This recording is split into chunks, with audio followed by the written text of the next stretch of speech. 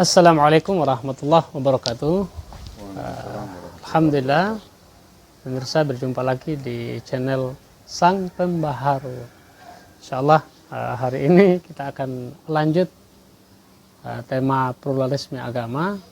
Ya, pada pembahasan yang lalu sudah dijelaskan ternyata pluralisme agama itu justru dialah yang menyerang agama-agama, sehingga tadinya agama itu absolut menjadi relatif, ya.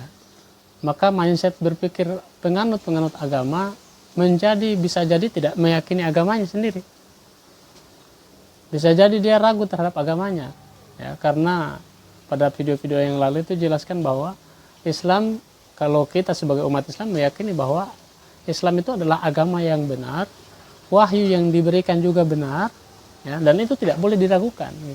Nah, dalam paham pluralisme, ketika wahyu itu diturunkan dan menjadi aktivitas budaya masyarakat, maka menjadi relatif. Otomatis ini sepertinya termasuk bagian dari penjajahan, Ustaz. Nah, demikian minta penjelasan lebih dalam terkait sebenarnya pluralisme agama ini sudah menjajah agama-agama, ya, kalau kita lihat, atau penjelasan lebih jauhnya seperti apa, Ustaz? Memang kalau kita melakukan analisis dan kajian lebih mendalam lagi, akan terungkap suatu misi besar yang dipropagandakan oleh dunia barat terhadap dunia timur. Misi besar yang dimaksud ini adalah untuk melanjutkan misi imperialisme yang memang sejak dari masa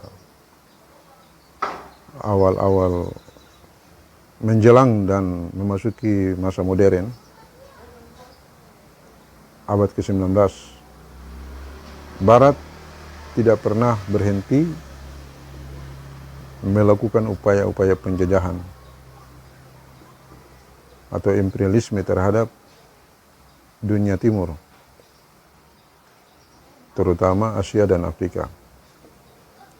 Nah, salah satu misi dalam bentuk teologi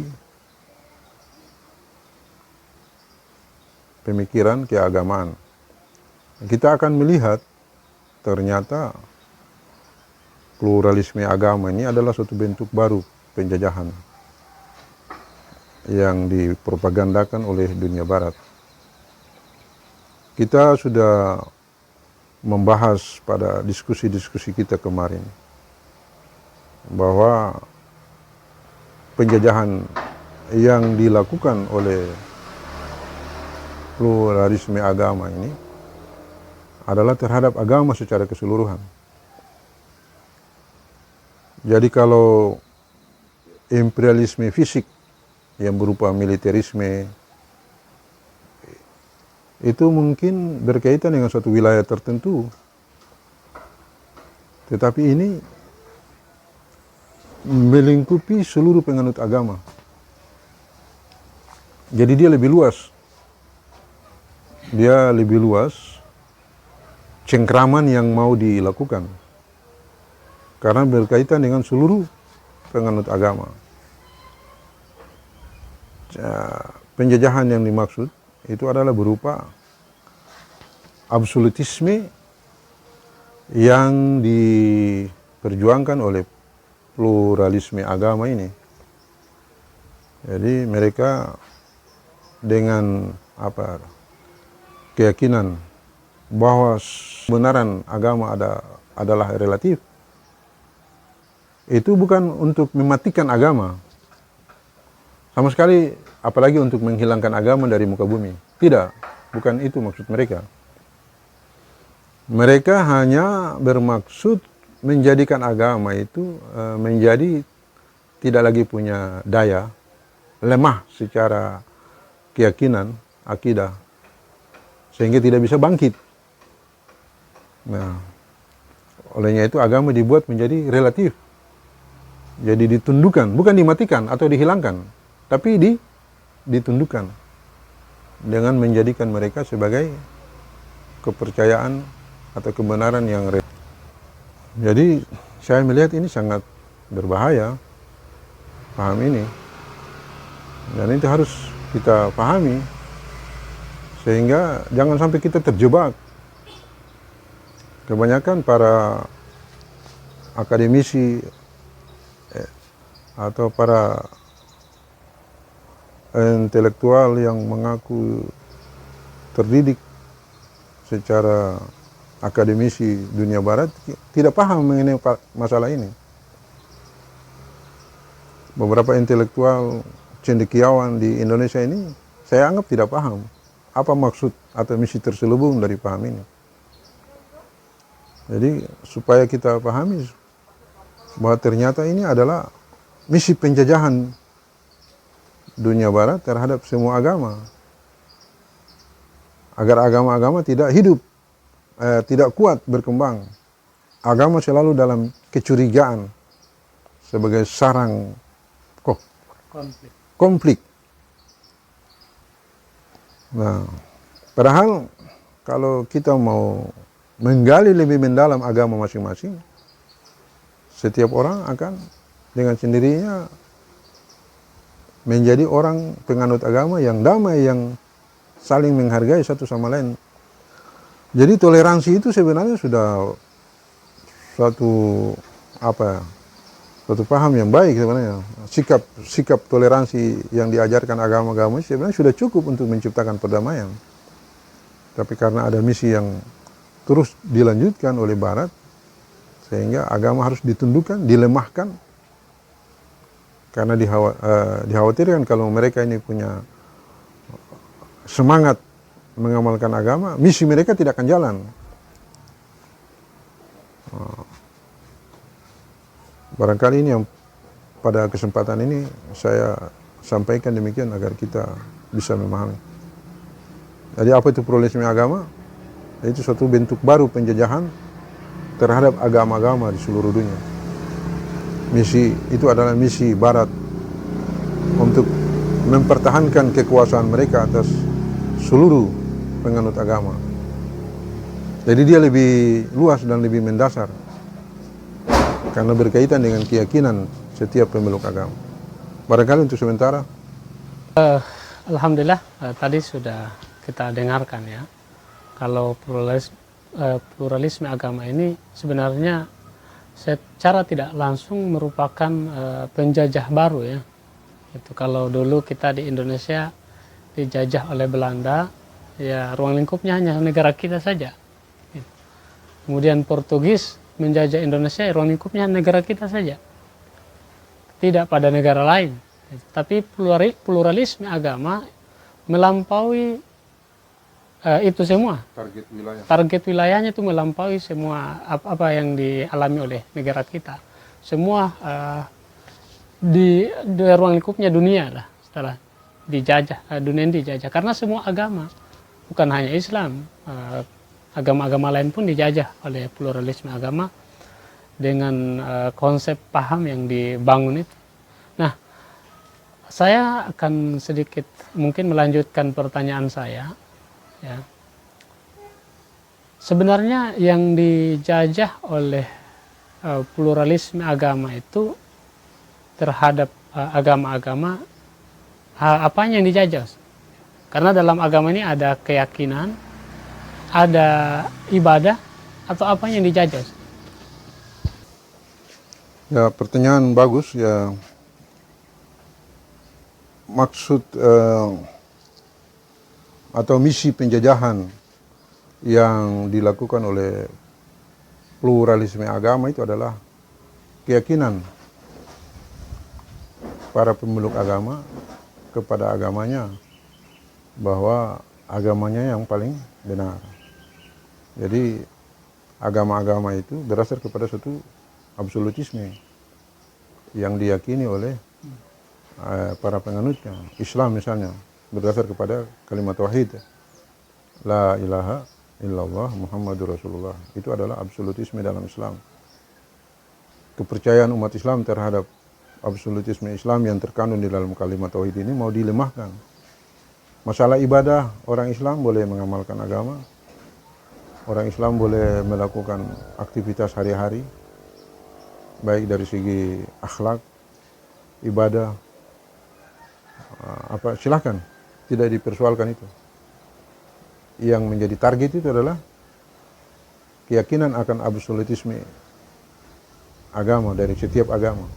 Islam dengan absolutisme, Kristen dengan absolutismenya, Hindu, Buddha, semua itu yang diserang oleh pluralisme agama ini. Jadi kalau menurut mereka ya, target mereka itu kalau keyakinan ini sudah lemah, sudah direlatifkan, ya dengan sendirinya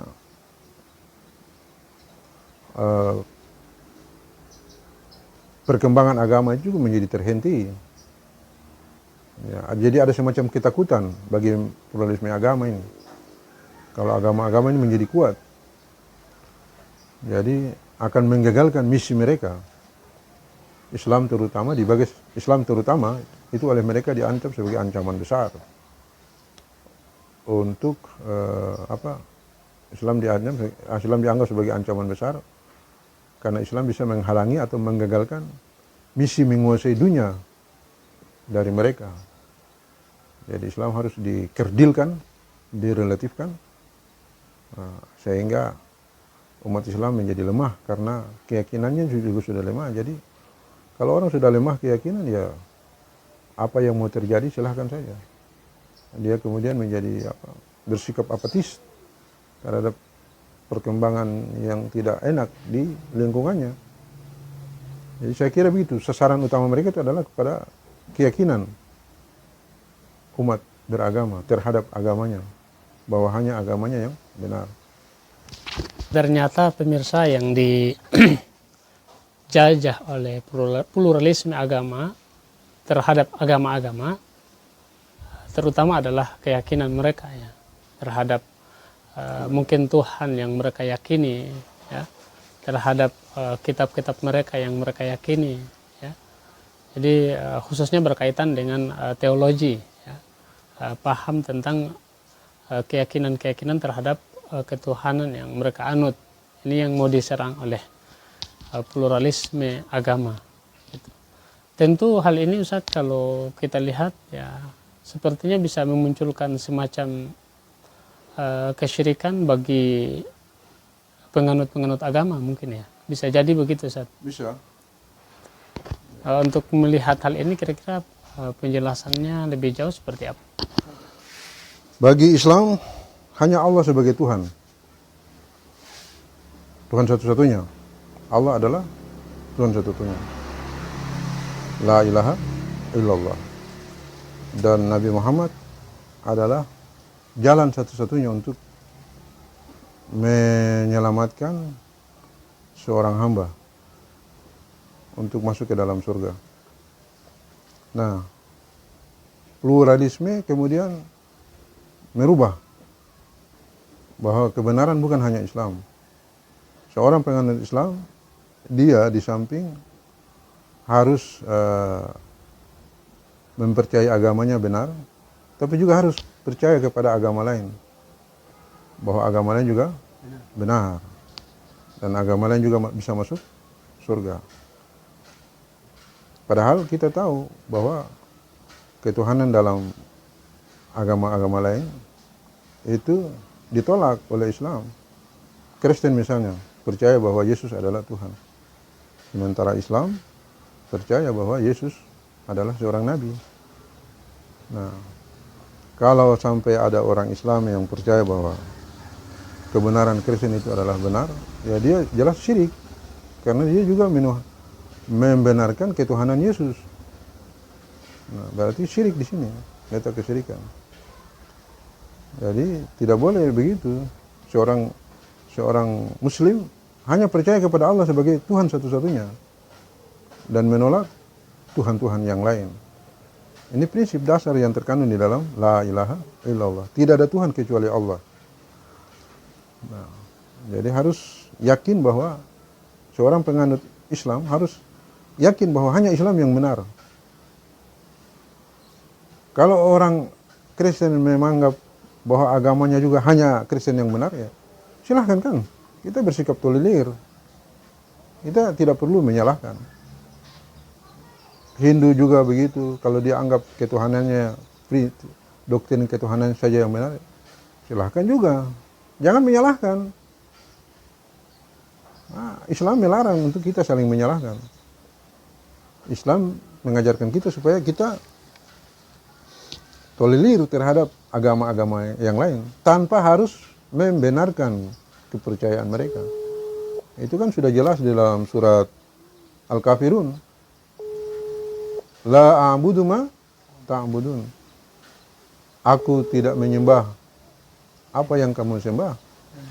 Dan kamu juga tidak menyembah apa yang aku sembah. Lakum dinukum waliyadin. Bagi kamu agama kamu. Dan bagiku agamaku. Selesai. Jangan dicampur-campur. Jadi orang Islam harus punya pendirian yang tegas. Bahwa hanya dengan agamanya dia akan masuk surga. Kalau dia percaya kepada Tuhan yang lain, mengakui kebenaran kepercayaan Tuhan yang lain, itu syirik. Itu tegas. Nah, disitulah. Jadi harus ada garis atau batas yang jelas. Tidak boleh campur aduk. Jadi kita tetap meyakini kita yang benar, tapi kita harus toleran. Tidak boleh menyerang, tidak boleh menyalahkan, apalagi menyerang agama lain. Masing-masing jalan dengan agamanya. Saya kira toleransi yang demikian akan menciptakan perdamaian. Baik pemirsa, jadi intinya hitam dan putih jelas, ya. Antara cahaya dan gelap jelas, keduanya tidak akan mungkin bisa bersatu. Demikian pluralisme agama dapat dikatakan sebagai satu paham yang bisa bagi kita umat Islam memunculkan satu